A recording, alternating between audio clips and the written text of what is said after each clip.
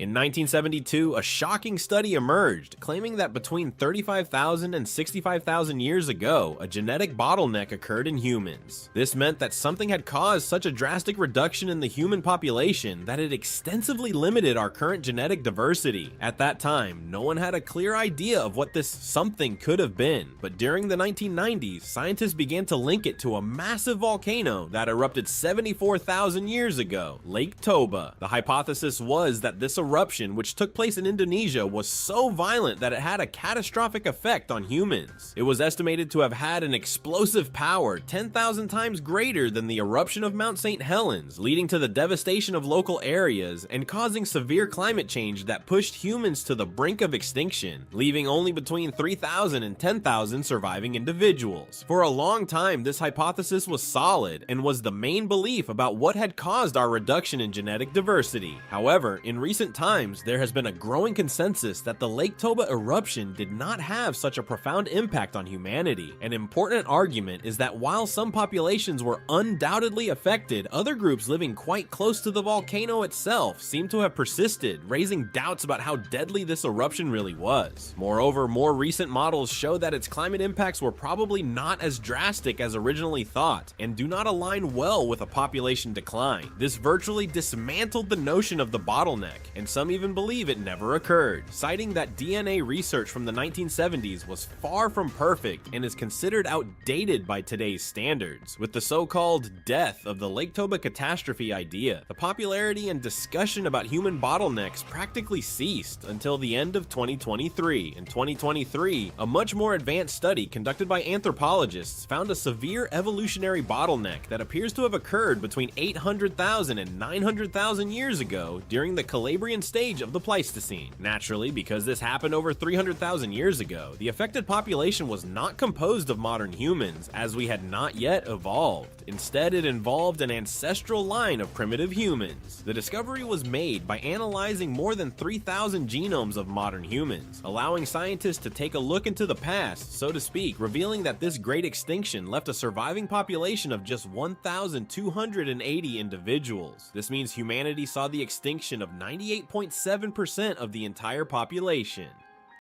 Before we continue, if you like what you are watching, make sure to hit that subscribe button and turn on notifications so you don't miss any of our future content.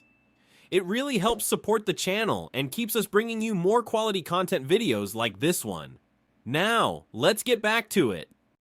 To put into perspective how impactful this is, it is as if a meteor hit Earth today and killed approximately 7.9 billion people. With such low numbers, our ancestors would have been considered endangered by all means, making them a rarity at that time. A stark contrast compared to the present, where humans are easier to find than mice. Unfortunately for the survivors, it was not a quick recovery after their decline, with researchers estimating that this critically low population persisted for more than 117,000 years, during which early humans clung to life by a thread and struggled. Scientists also used known fossil remains to support the proposed bottleneck, citing the lack of hominid bones, dating between 950,000 and 650,000 years old, with only a few specimens coming from that period. Interestingly, what is known about these remains only creates more questions than answers, as their taxonomic status is unclear, meaning scientists do not really know which Homo species was most affected. Some research suggests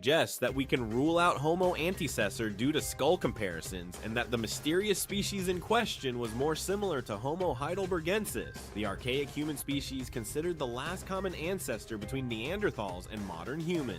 In another twist, researchers proposed that the survivors of this event might have been the ones who eventually evolved into Homo heidelbergensis. This makes sense, as we know that evolution of this kind can occur in other mammals during bottlenecks, as the loss of genetic variation makes the new population genetically distinct from the original population.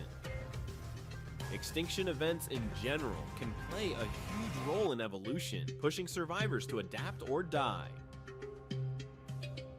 As in many moments in Earth's history, it seems that dramatic climate change was the culprit. Specifically, the most likely suspect is the mid-Pleistocene transition event, which had profound impacts not only on our ancestors, but on the entire planet. This event was essentially a significant shift in the glacial cycle that previously dominated the Earth. These cycles lasted about 41,000 years and were characterized by thin ice sheets, whereas after the transition, Earth began to see thicker ice sheets and longer cycles lasting up to 100,000 years, causing immense strain on the environments.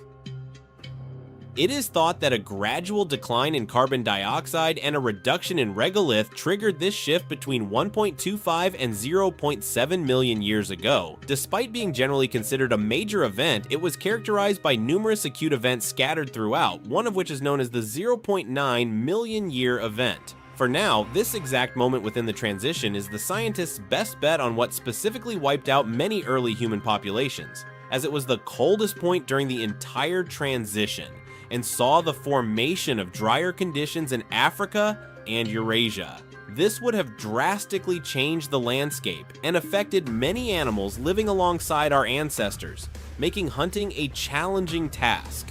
Dental evidence supports this, as many prehistoric herbivores from that time have distinct isotope levels showing how they were forced to change their diet in a short period.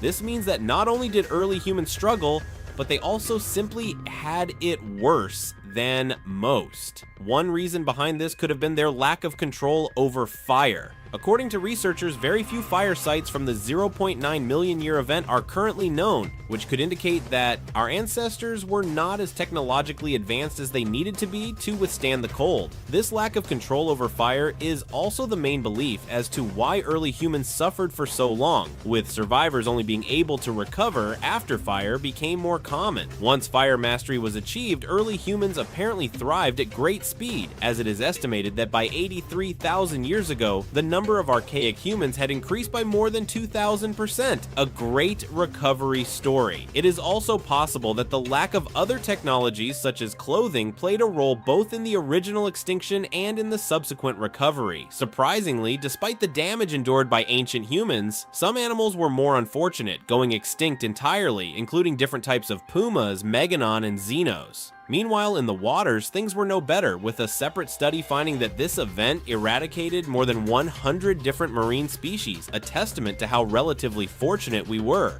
Among the land animals that disappeared were some of the large mammals that dominated the landscape. The meganon, for example, were megafauna that were once the largest herbivores in their ecosystems, similar to today's elephants. Their extinction not only affected the carnivores that relied on them as a food source, but also had a significant impact on vegetation structure and landscapes. In the sea, the loss of over 100 marine species includes everything from small invertebrates to large fish and marine mammals. The disappearance of these species could have drastically altered oceanic food chains, causing a ripple effect that impacted other surviving species. Marine ecosystems are incredibly interdependent, and the loss of even a single species can have far-reaching consequences.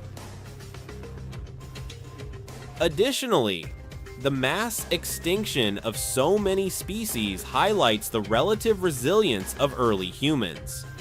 Despite lacking advanced technology, our ancestors managed to adapt to extreme climate changes and incredibly harsh living conditions.